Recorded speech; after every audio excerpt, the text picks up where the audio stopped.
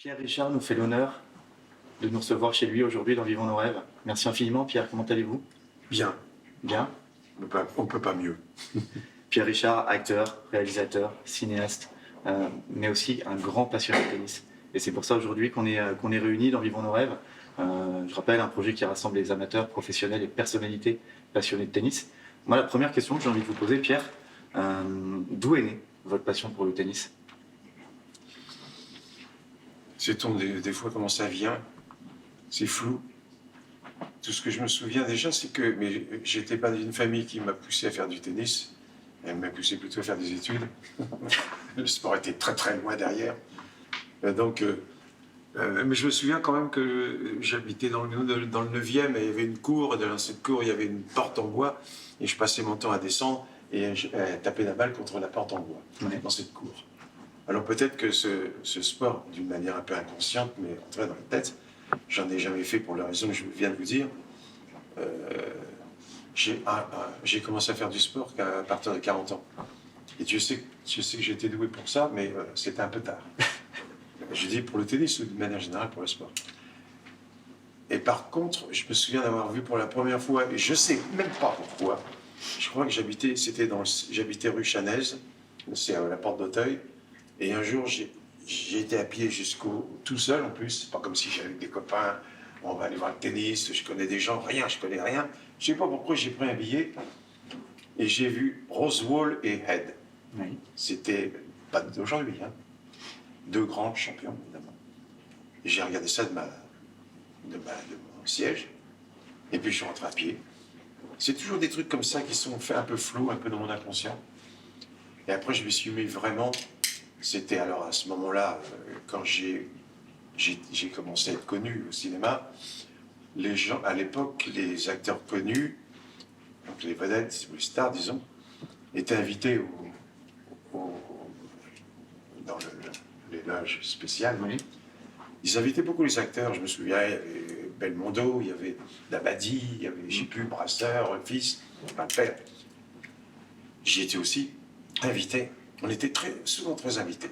C'est après que on a été moins invités. C'est-à-dire qu'à ce moment-là, c'était pas encore très populaire. Oui.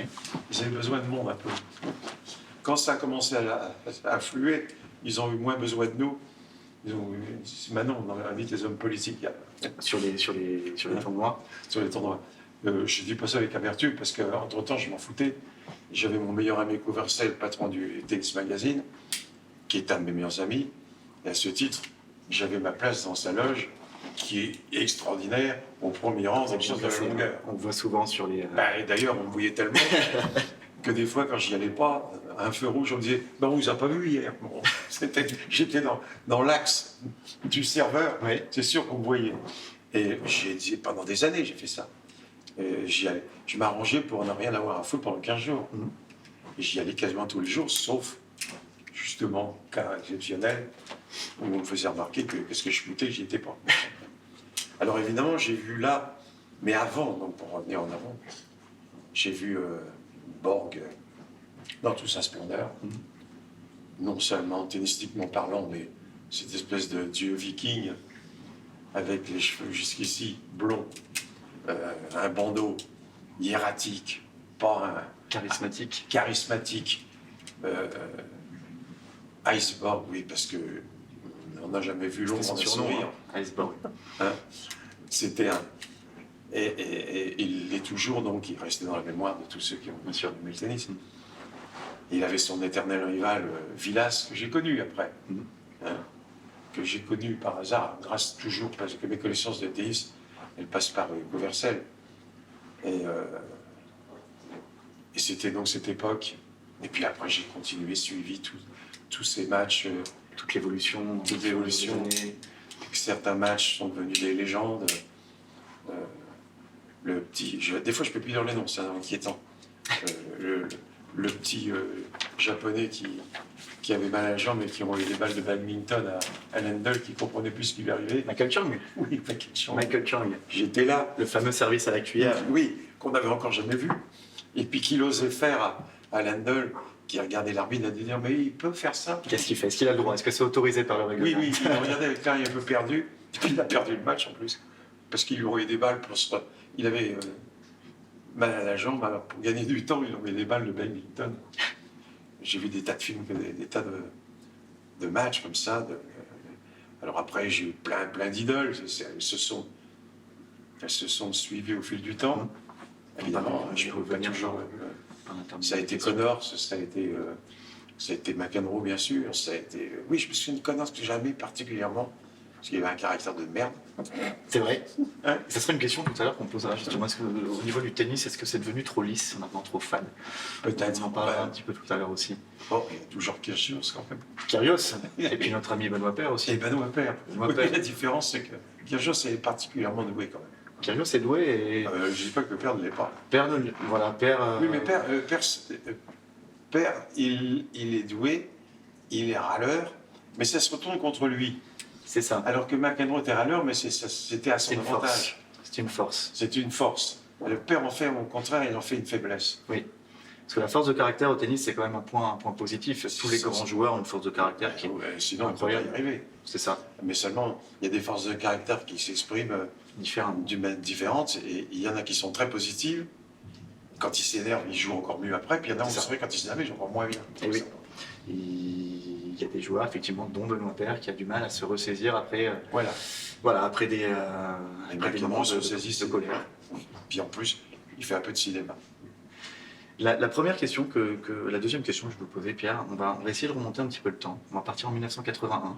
1981, c'est la date de la sortie du film où vous jouez aux côtés de Gérard Depardieu, La Chèvre, mais c'est aussi la 6e victoire de Björn Borg à Roland-Garros. Moi, la question que j'ai envie de vous poser à cette période, est-ce que vous êtes plutôt Borg, Vilas ou McEnroe? Est-ce que lequel de ces joueurs-là était vraiment au niveau identification? Je reviens sur le grand blond, effectivement, qui a marqué aussi votre cas, le grand blond qu'on peut comparer à Björn Borg. Trop d'honneur. Voilà. Et donc, lequel des trois vous a le plus marqué en fait sur cette période-là? C'est difficile à répondre parce que quand même, a priori c'est quand même soit Borg, soit McEnroe. Oui. Parce que j'aimais bien Vilas parce que c'est un grand champion. Mais c'est pas le genre de jeu que je préférais. D'ailleurs, il n'y avait rien de plus ennuyeux que deux lifters, l'un contre l'autre, qui sont au fond du cours. Oui. Ce qui était bien, c'est quand il y a des oppositions de style. Exactement. Si vous avez un lifter de fond de cours contre un type qui monte au filet, au moins c'est marrant parce que justement, quel est celui qui va gagner? C'est ça. Est-ce que ce sera McEnroe qui monte au filet ou le contre, pour en parler d'un Français quand même? Tout à fait. Ou bien celui qui reste du fond. Mais quand c'est deux qui restent au fond, ça peut devenir à la fois un peu... Si ça dure 4 heures, ça devient un peu long. C'est long. Et vous parliez d'Henri Lecomte, mais aussi Guy Forget à l'époque, qui avait ce type de jeu. Maintenant, Nadal, il est tellement sublime que d'abord, il ne fait pas monter au fond. Il sait tout faire. Il sait tout faire. Il monte aussi, il joue à le volley comme il veut, et il fait des amortis. Enfin, je veux dire, il est varié quand même. Oui. Il est quand même varié. Mais c'est vrai que dans le temps, deux Espagnols, je me souviens plus des noms, l'un contre l'autre au fond du cours. C'était long, hein. Si on avait mangé un peu trop, j'avais une tendance à s'oublier. Le match, s'il a lieu à 14h après la sieste, la petite sieste. Il y a des matchs de 14h. C'est sûr. 1983, c'est la sortie des compères, avec Gérard Depardieu également. C'est aussi la victoire de Yannick Noah à Roland-Garros. J'y étais. Vous y étiez? Oui. C'est quel souvenir tellement vous nous raconter de cette victoire si vous y étiez? C'était un moment incroyable pour le tennis français. Et puis qui s'est pas reproduit d'ailleurs. Qui s'est pas reproduit. Qui se reproduira. On se demande même comment ça s'est fait. Non, je plaisante. Non, non, ce que j'en ai surtout retenu, c'est qu'effectivement, c'était à la grande stupéfaction de tout le monde. Et puis surtout, après, c'était comme il n'est pas que tennisman, Yannick, il l'a prouvé, après il est devenu champion. Oui, il a fait une carrière. Il aime bien la musique, il aime bien la danse. Et je me souviens qu'il dansait autour du cours avec son équipe. La saga Africa. Hein? La saga Africa. Voilà. C'est la seule fois que j'ai vu à la suite d'un championnat aussi important. Il y en a qui se mettent par terre et carrément en croix. J'adorais le Brésilien, Guga. Ils ont chacun leur truc, quoi. Ils ont chacun leur... Mais danser autour du cours, ça, j'avais pas vu. Et en fait, personne n'avait vu ça. Hein? Tout à coup, on passait du terrain de tennis Ah, dans une boîte de nuit, c'était en plein jour. Et justement, on parlait de la saga Africa, qui a marqué justement l'année 91 avec la victoire de l'équipe de France en Oui. Coupe Davis Oui. à Lyon. Vous y étiez ou pas sur cette rencontre-là? Mais je me demande si j'y étais pas, en tout cas, je m'en souviens bien. Inoubliable. Inoubliable parce que on jouait pas contre des tocards. Ah non, Hein? ah non, Sandra Agassi, on ne peut pas les considérer comme des tocards, c'est sûr. Battre Sandra Agassi dans la même journée, ça n'est plus jamais arrivé. C'est plus jamais arrivé. Plus jamais, avec deux très bons joueurs français, la preuve, sinon ils n'auraient pas battu l'un et l'autre. Donc ils ont repris leur revanche. Moi j'étais à Gouvercel en Californie après quand il y a eu la même chose. Oui. Là on s'est fait battre. Là. J'ai fait 24 000 km pour voir une défaite. C'est beaucoup. Ah, ça fait cher, beaucoup. là, 10 kilomètres. Mais c'est vrai que cette victoire en 91 a été celle-là, a été épique. Elle était épique, elle était. Oui, parce qu'on ne va pas à Sampras et Et c'est même la première fois qu'une équipe, puisqu'on peut considérer que la Coupe Davis est un sport collectif au sein d'un sport individuel, Oui, oui. on est sur du collectif, mais c'est la première fois qu'une équipe française devenait championne du monde. Oui. Et ça a été aussi la renaissance d'un Henri Lecomte qui, Oui. justement, sur cette période-là, traversait une période compliquée, qui était au-delà de la 100e place mondiale. Est-ce que ça vous manque, cet esprit Coupe Davis, Pierre?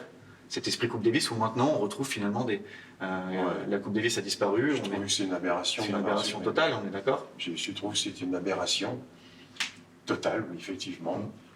Tout ça probablement pour des raisons mercantiles. Et d'ailleurs, je reviens sur ce côté public, encouragement d'une équipe française. Exactement. C'est là où il y a un sport d'équipe, c'est que au fond, le public faisait partie de l'équipe. Et le public faisait gagner les équipes, faisait gagner, C'est là où il y a influencer les rencontres. influencer, c'est là.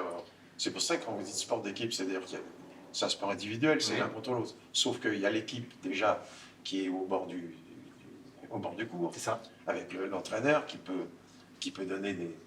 Et puis il y a le public, et puis le public Qui vous emmène. qui vous emmène. Et finalement, c'est un peu comme les acteurs, ils ont besoin d'une.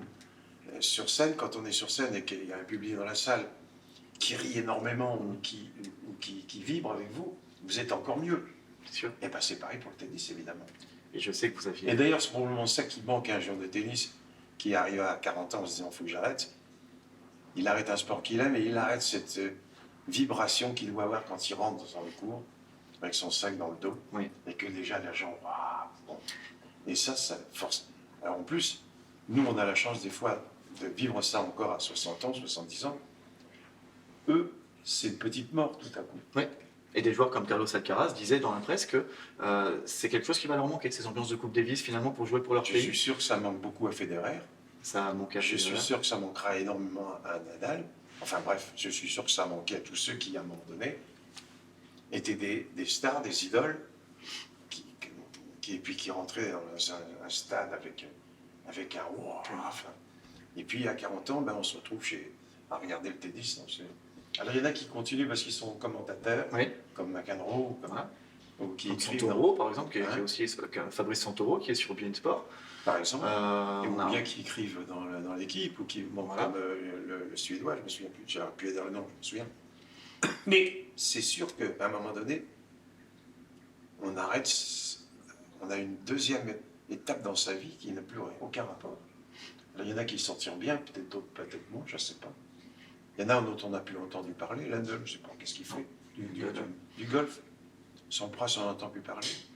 Il y en a qui ont voulu vraiment couper totalement et faire une cassure Oui. pour raisons personnelles ou raisons autres, changer totalement de mode de vie. Parce que d'abord, oui, Parce que la mode de vie il y en a qui préfèrent continuer en tant que commentateur, puis il y en a qui disent j'arrête, je peux plus.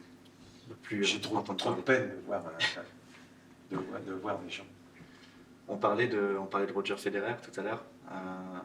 En 2004, vous obtenez le prix hommage au Festival Juste pour Rire de Montréal. C'est l'avènement de Roger Federer, l'année 2004. Federer qui devient numéro 1 mondial cette année-là, qui a passé 237 semaines d'affilée en étant numéro 1 mondial. Je sais que vous avez une admiration particulière pour Federer.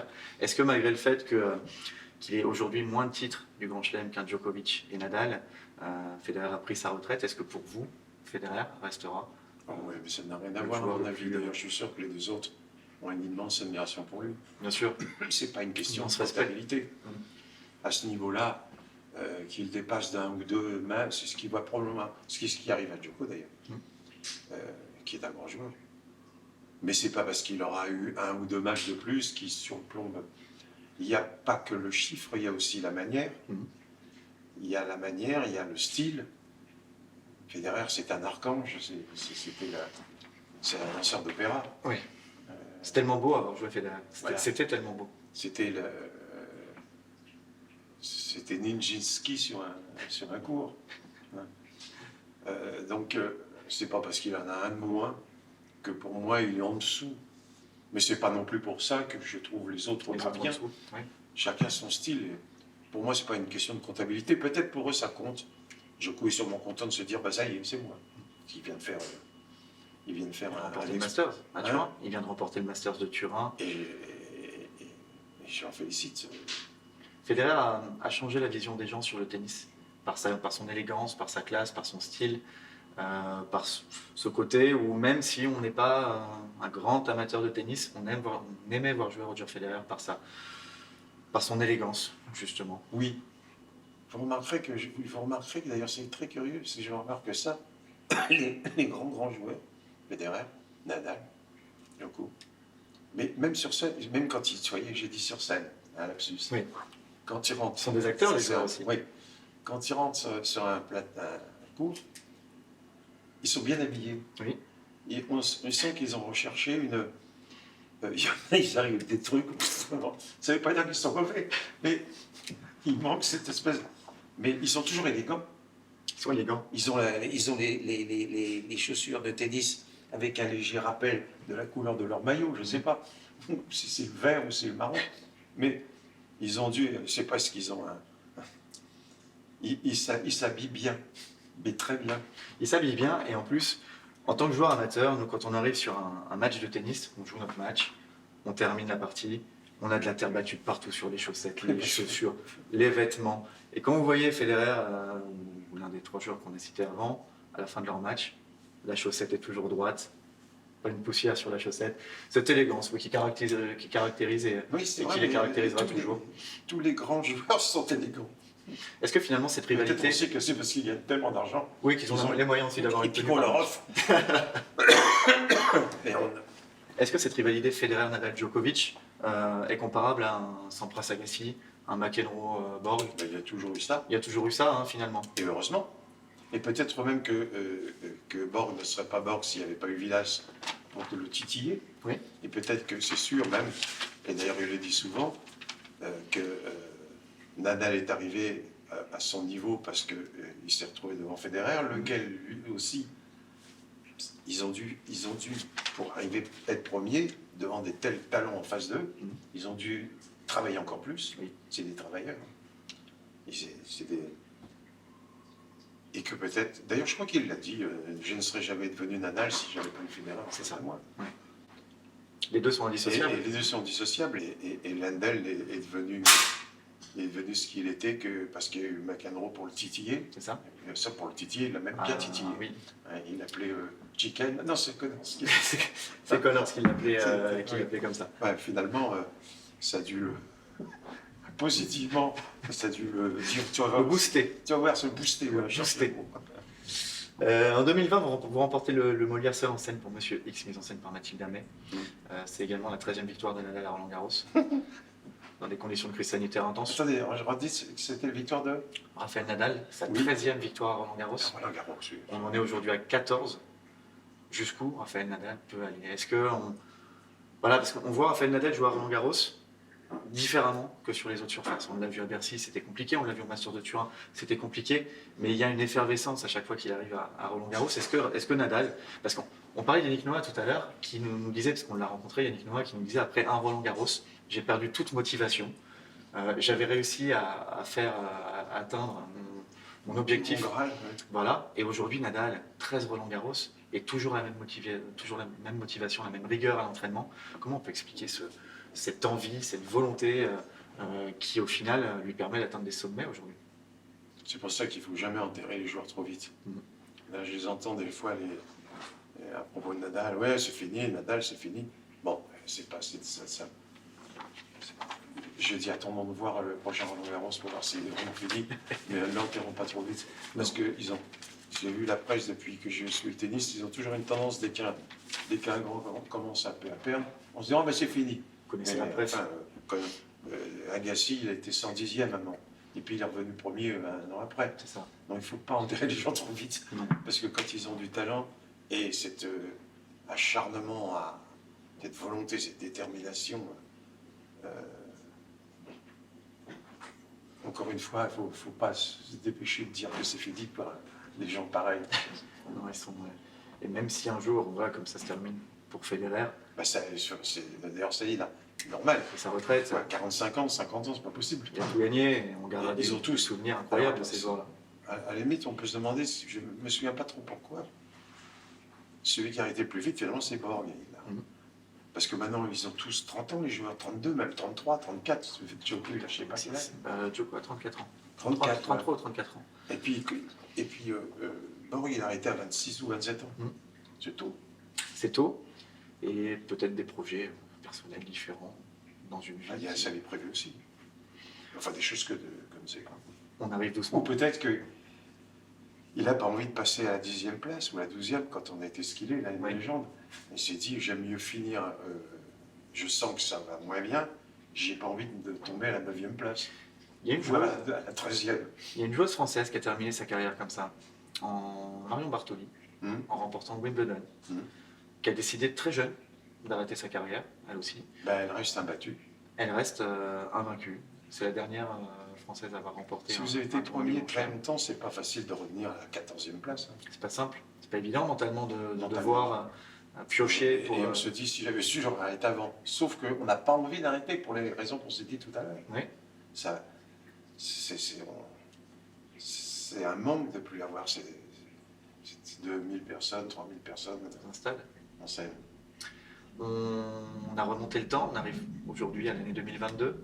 On a eu une année sportive incroyable en termes de résultats pour la jeune française Caroline Garcia, qui a fait quelque chose d'incroyable. On l'avait rencontrée, nous, avec notre club de la Libre Tennis, Roland Garros, en mai dernier. Elle était aux alentours de la 70e place mondiale, et depuis, tout s'est enchaîné. Des victoires en tournoi, une victoire contre Iga Swiatek, numéro 1 mondial. Aujourd'hui, Caroline Garcia remporte le Masters. Oui. Et 3e joueuse mondiale cette semaine. Qu'est-ce qu'on peut lui souhaiter pour l'année 2023 la première. Qu'elle soit la première. Oui. Est-ce qu'elle peut atteindre cette première place mondiale, Caro? Caro, c'est une fille qui travaille énormément, c'est une battante. Mais ça fait déjà deux qualités de grosses qualités déjà. De grosses qualités parce que je pense que pour arriver à la première place, il faut vraiment faire des sacrifices énormes de travail. Donc, apprendre, parce que j'ai tard, je me souviens, il y a une époque où j'allais dans une boîte il y a longtemps, dans l'aventure, je voyais plein de tennisman français à 2h du matin. Je me dis, il ne va pas être très bon demain. Je ne citerai pas Passer du temps en boîte de nuit, et puis oui, je ne citerai pas de nom. Il rejouait le lendemain à 9h. Et ça m'étonne que Federer aille en boîte jusqu'à 2h du matin. Pendant que les jeunes vont s'amuser, danser, boire et rigoler, ils travaillent. Le métier d'athlète, voilà, quand même, il faut quand même faire des concessions aussi pour atteindre un certain niveau. Quand ça marche bien, après ils sont tranquilles jusqu'à la fin de leur jour. C'est vrai que les cachets sont assez importants. Quand même. Hein, donc on va dire que oui, je pense qu'ils peuvent voir venir. Ils peuvent voir venir. Quel joueur voyez-vous désormais comme le plus grand espoir du tennis mondial? Bon, c'est trop compliqué. C'est trop compliqué. Vous aviez annoncé Agassi. Vous aviez vu Agassi? Oui, bien sûr. Agassi, vous l'aviez vu. Moins Federer. Vous disiez que Federer, vous l'aviez moins vu venir. Non, c'est un peu comme les courses de chevaux, là, moi je ne connais pas. Je me souviens d'avoir vu Agassi la première fois dans un cours annexe, jouer. D'habitude, je suis sur le central, mais là, qu'est-ce que je foutais sur ce cours annexe? C'était pas pour voir Agassi, je ne savais même pas son nom. Et j'ai vu ce mec, je me souviens que j'ai dit, oh, celui-là, il sera premier. Là, c'est comme un cheval, je suis bien tombé. Hein. Mais ce n'est pas mes qualités fondamentales d'analyse. C'est pas. J'ai dit, celui-là, il sera premier. Et il a été premier 3 ans après. Je ne me suis pas trompé.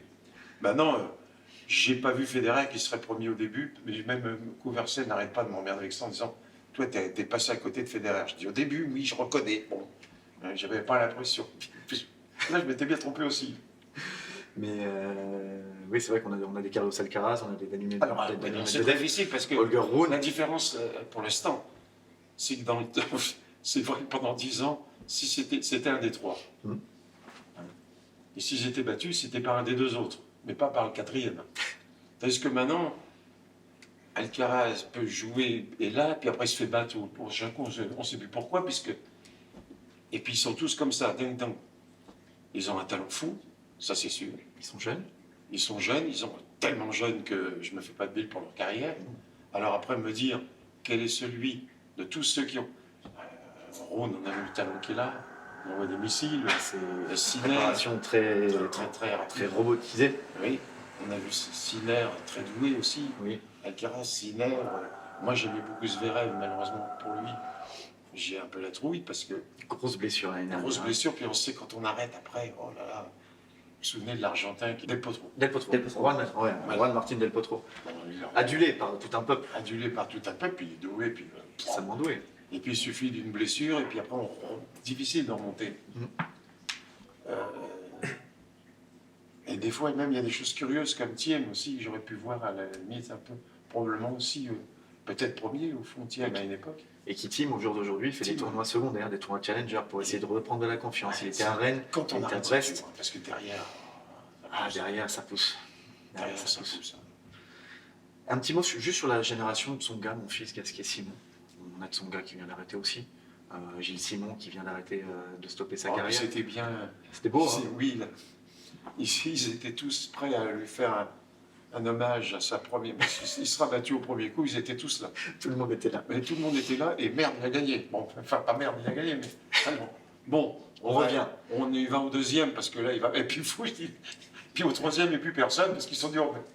C'est ça. Enfin, si, C'est un peu ce qui s'est passé. je ne sais pas qu'il n'y a plus personne, mais ils étaient beaucoup moins nombreux. Et pour lui, c'était formidable. Il le mérite, il avait beaucoup de talent, et c'est un type bien, je crois. Et c'était très émouvant, d'ailleurs. Il parle bien, il a très bien Il parle parlé. très bien. Il a écrit un bouquin. C'est pas évident de parler bien.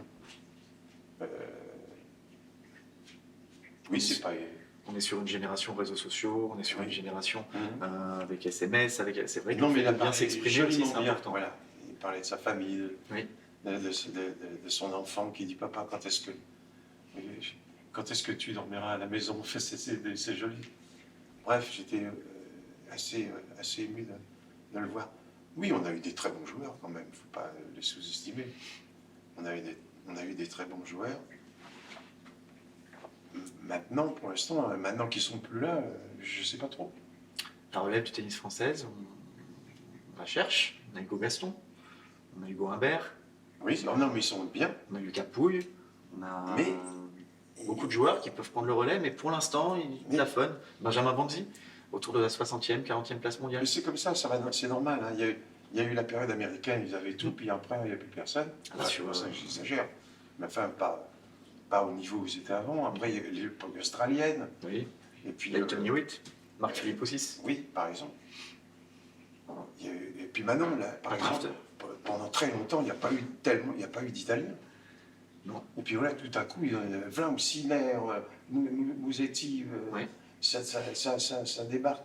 Qui succède à la génération Fabio Fognini. Et c'est des périodes comme ça. Il y aura une Française bientôt. On a Caroline Garcia, c'est vrai, on a Alizé Cornet. Oui. On a Alizé Cornet qui fonctionne très bien, on a aussi Aussi. Clara Burel. Oui. Question que j'ai envie de vous poser aussi, est-ce que le tennis actuel manque de saveur? On en parlait tout à l'heure en off.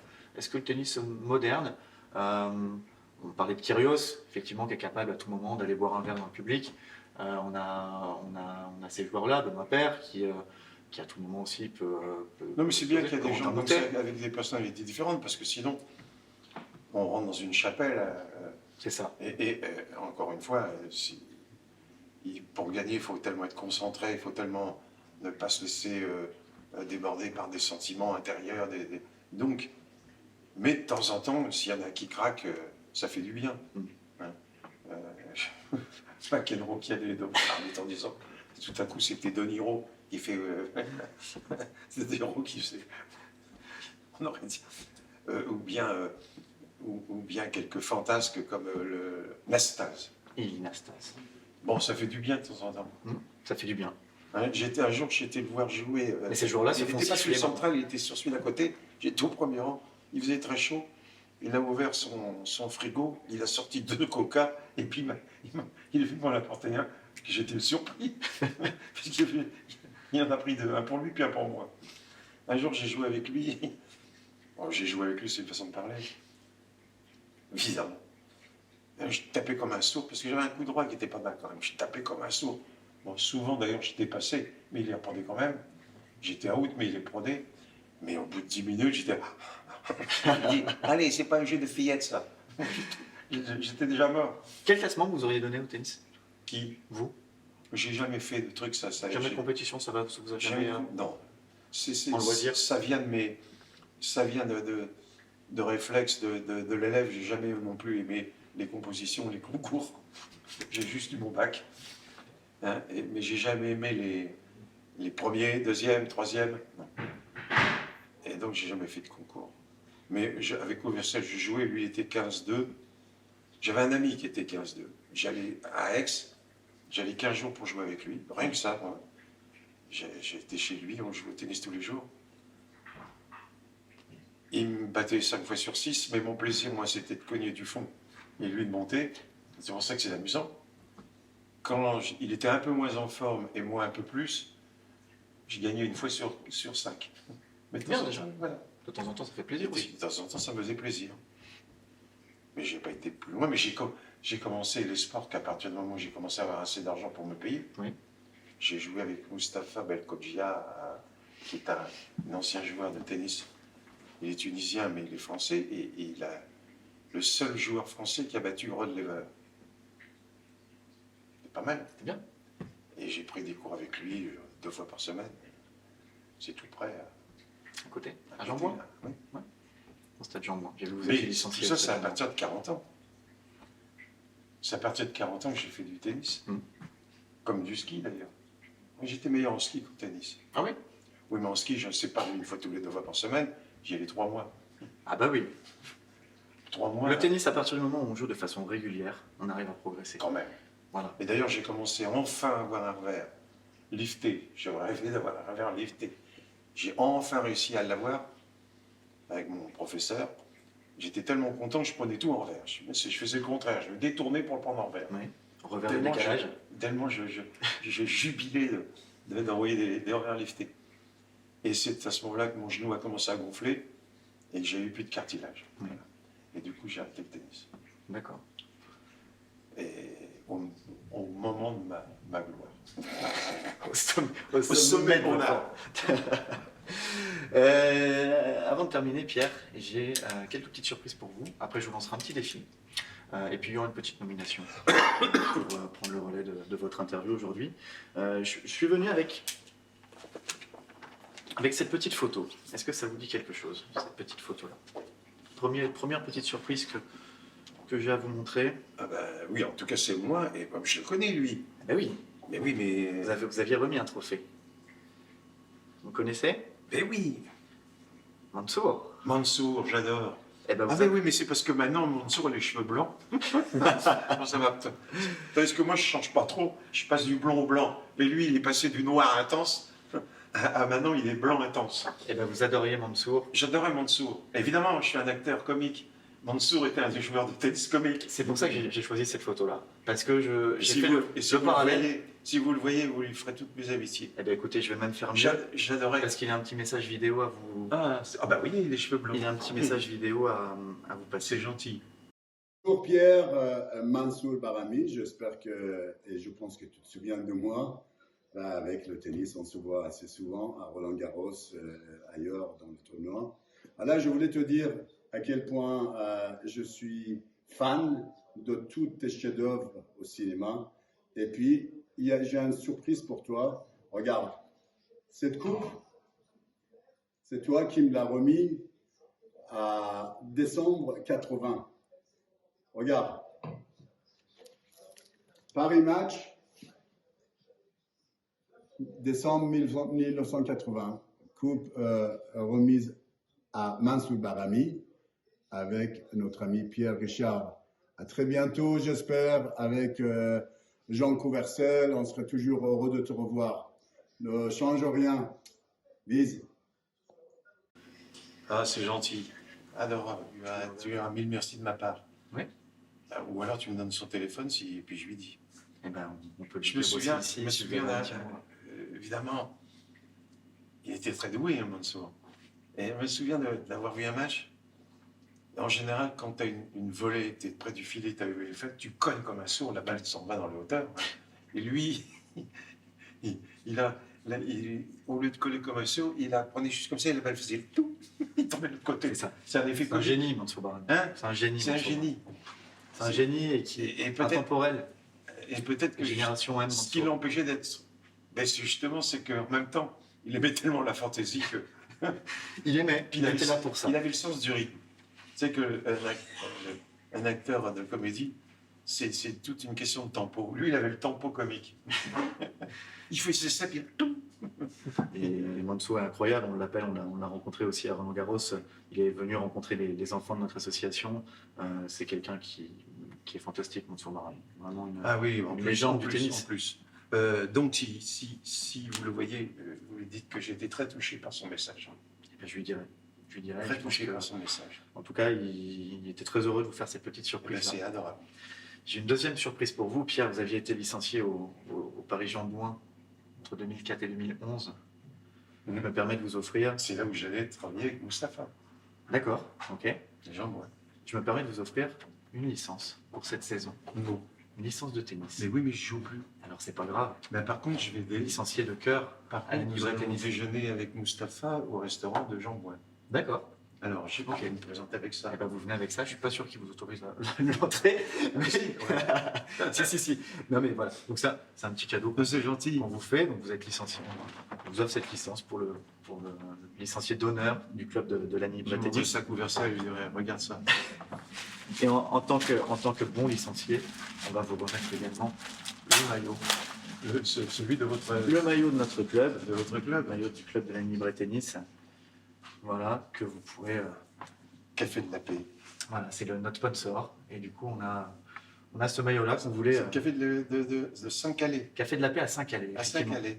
Le club de la Libre Tennis, on est dans la Sarthe. On est sur le territoire Ah de oui, Saint-Calais, Bessé-sur-Bray et Vous êtes de là-bas Vibray.